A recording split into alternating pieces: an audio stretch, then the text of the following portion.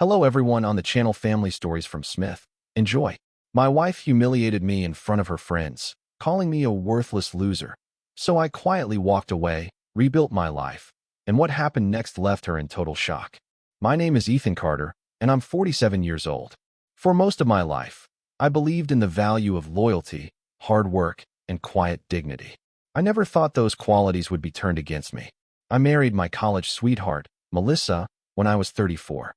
She was a whirlwind of charisma and ambition, smart, beautiful, and always surrounded by people who admired her. I wasn't flashy. I worked as a technician at the regional water utility department, fixing pumps and maintaining infrastructure so that thousands of people had clean water in their homes. It was steady work, not glamorous, but it paid the bills and gave me a sense of purpose. When I first met Melissa at a friend's birthday party, I was drawn to her confidence, and she seemed intrigued by my calm, no-nonsense approach to life. We fell in love quickly, married in a simple ceremony a year later, and for a while, I believed everything was perfect. I thought she saw me as her partner, someone who complemented her fast-paced world with my steadiness. In the beginning, our relationship felt balanced. I would come home from work, change into clean jeans, and cook dinner for us. She'd tell me about her day in marketing, the client presentations, the office politics, and her dreams of climbing the corporate ladder. We laughed as I told her about fixing a burst pipe at the community recreation center or replacing a corroded valve at the local hospital. She would lean over the counter and kiss me, saying she admired how grounded I was. I believed her. We bought a modest house in the suburbs, 2 cars parked in the driveway, my old pickup and her sleek sedan, and we settled into a comfortable routine. Weekends were our time. I coached Little League Baseball, she hosted brunches with her friends, and we took road trips in my truck, blasting classic rock and singing along. I thought we complemented each other. Her ambition and my stability made us a strong team. Around year 3 of our marriage, subtle cracks began to appear. I noticed the way her eyes would flicker to me when I wore my work uniform, blue overalls, and a cap, before she'd look away quickly. She'd drop off small hints about being bored. "I wish we could travel more," she said often, not noticing that my days off were spent covering shifts or paying down debt so we could afford weekends away. She'd ask if I could pick up a cleaner suit instead of showing up in jeans for casual Fridays. I tried to oblige. I bought a new suit for special occasions, and I arranged my schedule so I could surprise her with weekend getaways. I thought that would make her happy, but her questions became more pointed. "Why aren't you moving up in your career? You've been a technician for a decade. Don't you want more?" I would explain how union rules and departmental budgets limited promotions. I loved my job in its way. It wasn't a corporate ladder I wanted to climb, but it was honest work. Her gaze hardened when I said that. She would nod curtly, touch her hair, and tell me she needed to think. By the 5th year of our marriage, I felt the distance widening between us. I found myself tiptoeing around her moods, dreading the nights when she stormed into our bedroom after a long day at the office. She'd snap at me for forgetting to pick up milk, then criticize my dinner choices, saying they were too bland for her new health-conscious lifestyle. I'd look at her across the table and wonder if she remembered who I was. I started to question everything. Was it my fault? Had I failed to keep her interested? I began to work longer hours, hoping that an exhausted mind would make me more appealing to her. It didn't work. If anything, it made her more impatient. She'd text during the day questions about why I hadn't called, implying I had abandoned her priorities. I'd call back apologetically, telling her I had to finish a service call. She'd reply, "Of course you did," in that mocking tone that burned me inside. The turning point came on her 33rd birthday. She invited 6 of her closest friends over for drinks and hors d'oeuvres at our home. I decided to surprise her by cooking a homemade dinner, thinking that a thoughtful gesture might bridge the gap between us. I spent the afternoon cleaning the house, pulling weeds in the front yard, and preparing a 3-course meal: a mixed greens salad with homemade vinaigrette, roasted chicken with rosemary and garlic, and chocolate mousse for dessert. I set the table in the dining room with our best china and lit candles for ambience. I watched her get ready. She slipped into a black cocktail dress that accentuated her figure, applied makeup that made her eyes pop, and styled her hair in soft waves. She looked dazzling. I felt a surge of pride, imagining her friends admiring the life we'd built together. When her friends arrived, I greeted each one with a warm handshake and a polite smile, handed them glasses of wine, and offered to take their coats. Their compliments on the house and my cooking made me feel like a hero. I excused myself and retreated to the kitchen quietly, letting them enjoy the salad and appetizers.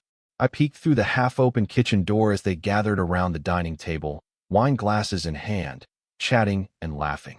I thought, finally, they see me as someone worthy of respect. Then I heard it, her voice, loud enough that even across the room, I couldn't miss the coldness in it. So, how's the world of plumbing these days? Still spending all day in a greasy jumpsuit? One friend responded with a laugh. Yeah, Ethan's been fixing toilets since the Stone Age, hasn't he? They all laughed. I stood frozen, confusion and shame flooding me. I never meant to eavesdrop, but those voices carried through the open floor plan. I stepped into the kitchen, collecting the chocolate mousse, and moved toward the dining room, ready to present dessert. As I reached the threshold, her tone snapped into a harsher edge. Honestly, sometimes I wonder why I ever married down. He's sweet enough, but he's got no ambition. Always 5 years behind, still doing the same job. It's like being married to a golden retriever, loyal but totally useless. The laughter was cruel and mocking. I felt the room tilt as if gravity had changed, and the air constricted around me. For a moment, I thought I might collapse. I set the platter on the counter, the chocolate mousse trembling under my fingers, and turned away without a word. I walked upstairs, closing our bedroom door behind me, the murmurs of their laughter fading into the hallway. My hands shook as I packed a small overnight bag, jeans, a shirt, a toothbrush, and placed the suitcase at the foot of my bed. I left the front door unlocked, the lights on in the kitchen to make it look like I was still there.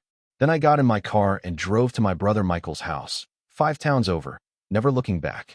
That was the beginning of my new life. I spent that night on my brother's couch, fits of tears and sobs racking my body.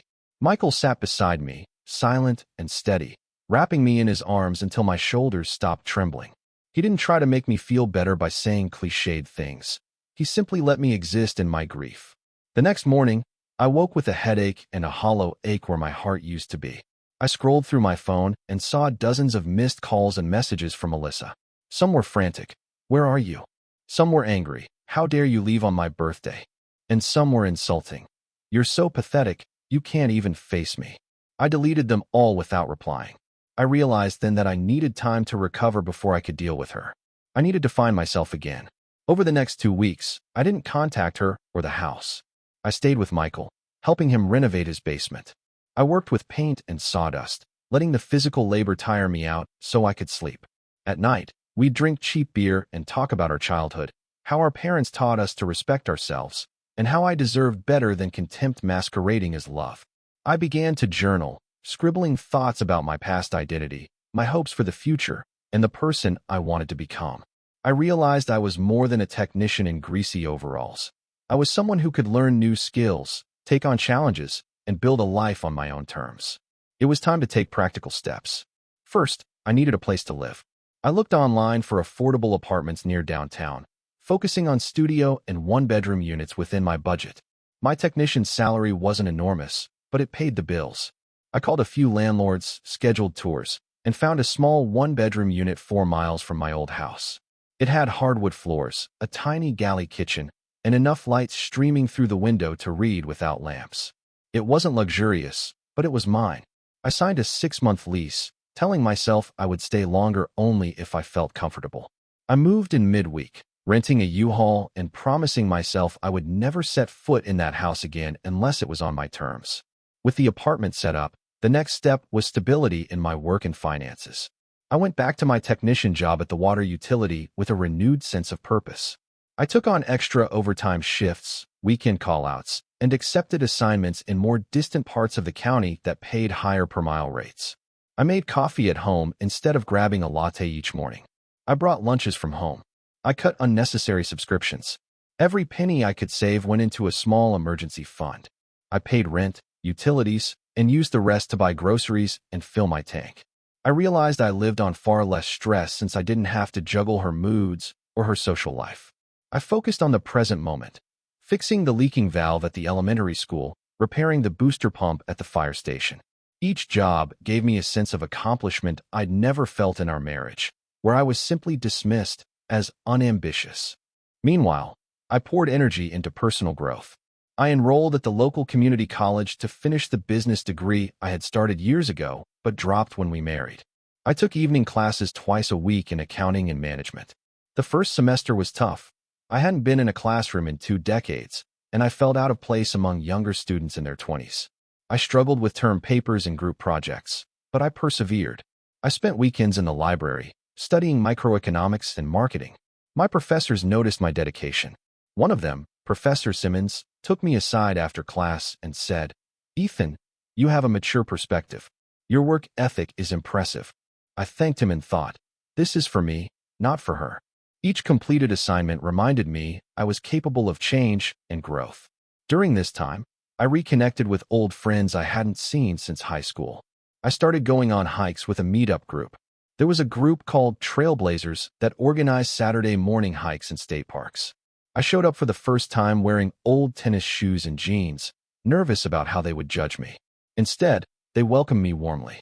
Over time, I developed friendships with people who cared about the same things I did. Camping under the stars, sharing stories by a campfire, or discussing which gear was best for winter hiking. It was therapeutic. I found laughter again, encouraged by people who saw me for who I was, not what my ex-wife called me. My old habits of quiet dedication became the foundation of a new me. I set a goal to finish my associate degree in business by the end of the next year. I applied for a tuition scholarship offered to returning students. I sat through interviews, wrote a heartfelt essay about wanting to prove that a person's worth isn't tied to their job title. I received the scholarship, covering half of my tuition. I devoted the money I saved from my overtime to pay the remainder. I felt proud because I was investing in myself rather than spending money to keep up with someone else's social calendar. About 6 months after moving into my apartment, I started teaching a small after-school robotics program at a community center. The center director, Ms. Vega, knew I had a background in fixing machinery, so she asked if I could teach kids how to build simple robots. I loved tinkering, and the thought of inspiring kids excited me. Every Tuesday evening, 8 children grades 4 through 8 would gather around long tables scattered with wires, motors, and microcontrollers. I'd teach them to solder circuits or program basic movement patterns. Their eyes lit up when their creations moved across the floor. It reminded me of my own childhood, how my father taught me about taking things apart and putting them back together. I found purpose in guiding them toward a future they might not have considered otherwise. As the months went by, my financial situation stabilized. I managed rent, tuition, utilities, and groceries on my salary. I still bought coffee occasionally on hike days, but I relished that small indulgence rather than feeling guilty. On weekends, I'd camp with the meetup group or visit my mother, who lived 5 miles away in a modest apartment. My mother, Sandra, had battled type 2 diabetes for years, but she was stable since she managed her diet and exercised daily. My visits with her were a balm for my soul. She always greeted me with a warm hug and asked me about my classes, my work, and my new life. We laughed about childhood memories, how I used to pretend to be a superhero, or the time I tried to bake cookies and ended up burning half the batch. Her faith in me never wavered, even when I had felt utterly worthless after Melissa's betrayal. I maintained minimal contact with Melissa for a while. I changed my phone number after the humiliation, but mutual friends informed me that she had moved on quickly. She began dating a senior executive at her firm, someone named Jason, a polished man with a corner office and a portfolio of high-profile clients. When I saw her social media posts, she was posting selfies on yachts, vacationing in Miami, and dining at upscale restaurants. I felt a pang of something like envy, but I also realized it was irrelevant. I was building a life on values rather than appearances. I focused on my own progress. I made the dean's list, I received praise from parents at the robotics program, and I earned a promotion at work to lead technician overseeing a small maintenance crew. The promotion came with a boost in salary and some managerial responsibilities. My boss, Mr. Rodriguez, said he was impressed with my initiative, how I stepped in when a senior technician quit suddenly, and how the department ran smoothly under my oversight. One afternoon, about 8 months after the birthday incident, I received an envelope in the mail from the bank. It was a notice of foreclosure on our old house. Melissa had been paying the mortgage, but after 6 months of job hopping and layoffs at her company, she defaulted. The bank had finally moved forward with foreclosure procedures. I felt a moment of anger. Part of me wanted to feel vindicated that she couldn't maintain the home she had so casually humiliated me in, but then I let it pass. I didn't need to gloat. I took a deep breath and continued my work. I knew that house, the place we built together, had been a tomb for my self-worth. Its impending foreclosure was symbolic, the final ruin of that chapter of my life. In late summer, as part of my second year at community college, I took on a group project. My team of 4 had to propose a business plan for a startup. I suggested a tech-oriented home services company, using drones and IoT sensors to inspect water infrastructure, combining my technical expertise with business acumen. The professor, Dr. Patel, loved the idea and let us expand on it for extra credit. We researched the market, drafted a business model, and even pitched a small mock investor panel. The assignment reignited my interest in entrepreneurship. I began drafting a real version in my spare time, envisioning a company that would streamline infrastructure inspections and maintenance. The idea felt like the perfect intersection of my past experience and new business knowledge. I shared it with Mr. Rodriguez at work, who encouraged me to keep refining the plan. Meanwhile, my personal life blossomed. I started dating someone named Laura. She was 32, a pediatric nurse with a compassionate heart and a quick wit. We met at a charity event for the local children's hospital, where I volunteered to help set up equipment for the robotics showcase. We ended up talking over leftover pizza and realized we shared similar values: honesty, community service, and the importance of family. She made me laugh in a way I hadn't in years. With her, I didn't have to pretend. I introduced her to my mother, who approved wholeheartedly, saying, "She's a keeper." For the first time since my ex-wife's harsh words, I felt safe being myself. Greasy hands, work boots, and all. By the time I was finishing my associate degree, my business plan had taken shape. I secured a small business grant through a community development program. With that and a modest loan from a local credit union, I launched Carter Infrastructure Solutions. The first contract came from a small municipal water district that needed a cost-effective way to inspect water towers and pipelines. We used drone-based imaging to detect corrosion and leaks, saving them tens of thousands of dollars in manual labor. Word spread quickly in neighboring towns. Within 6 months, we landed 2 more contracts. My team expanded to include 3 technicians and a sales manager. I found purpose in growing a company that provided stable jobs in my community and solved real problems. As my new life flourished, time continued to pass. I finished that business degree and enrolled in a 4-year program in business administration. I attended night classes while running my company during the day. It was exhausting, but fulfilling. I traveled occasionally to trade shows, speaking on panels about the future of infrastructure technology. I saw my face on the cover of a regional business magazine under the headline, "Small Town Tech Innovator." It felt surreal. The very things I had thought made me worthless, my background in technical work and modest lifestyle, became my greatest assets. Nearly 2 years after my marriage collapsed, I received a call from the sheriff's department. There was a notice requiring me to attend the foreclosure auction for our old house. I drove to the courthouse that morning with mixed feelings: curiosity, indifference, and a strange kind of closure. The house sold to a real estate investor who planned to renovate it into 2 rental units. I watched as people bid on properties, heard the gavel drop, and felt a chapter of my life seal shut. I stood outside afterward and breathed deeply. I had no regrets. The house and what it represented was gone, but I was in a place where material possessions mattered less than character and purpose. A month after the auction, I ran into Melissa at a local cafe. I had stopped by to grab an iced coffee before heading to a pitch meeting. She was in the corner, dressed in a rumpled blouse and jeans, not the immaculate image I remembered. Her hair was pulled back in a loose ponytail, and her eyes looked tired. She saw me walk in and froze. I paused and smiled politely. She looked taken aback, as if she wasn't sure whether to speak to me or run away. I walked over and said, "Hey, Melissa, how are you?" She swallowed and replied in a low voice, "I'm okay, I guess." There was an awkward silence as I sipped my coffee. She cleared her throat and said, "I heard your company is doing well. Congratulations." Her tone was flat. I sensed she didn't really mean it, but she felt compelled to say something. I nodded and replied, "Thanks. It's been a journey." She looked down at her latte and said, I lost my job a few months ago. I'm barely making ends meet." A pang of empathy hit me. I offered, "If you need pointers on plumbing or technical jobs, I can help." She shook her head. I didn't mean to impose. I was just I saw you and felt I needed to say something. I nodded again and said, I understand. Take care of yourself, Melissa. Then I left. I felt neither triumph nor pity, just the quiet knowledge that I had moved on, and so had she, but in very different ways. That encounter was the final confirmation of how far I had come. I had gone from a man humiliated in his own home, called a worthless loser, to someone who built a thriving business, earned a college degree, found true love, and reclaimed his self-worth. I had rewritten my story from one of shame to one of resilience.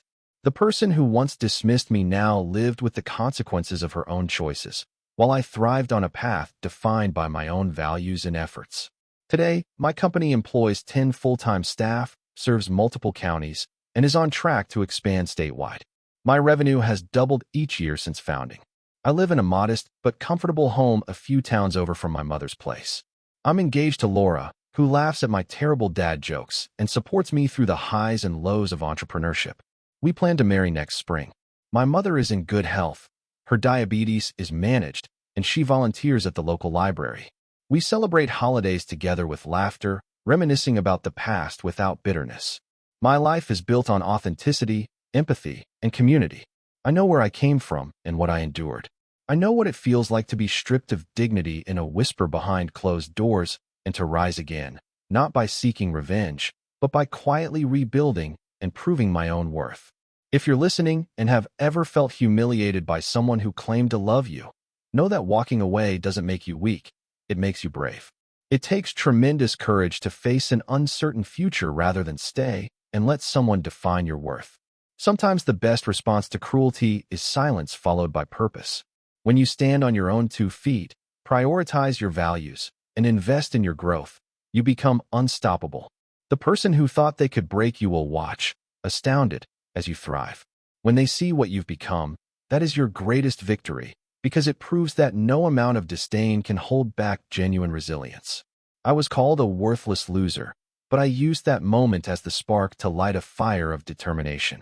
In the end, the person who was left in total shock was the one who thought she held all the power. I'm living proof that true strength comes from lifting yourself up when you've been pushed down.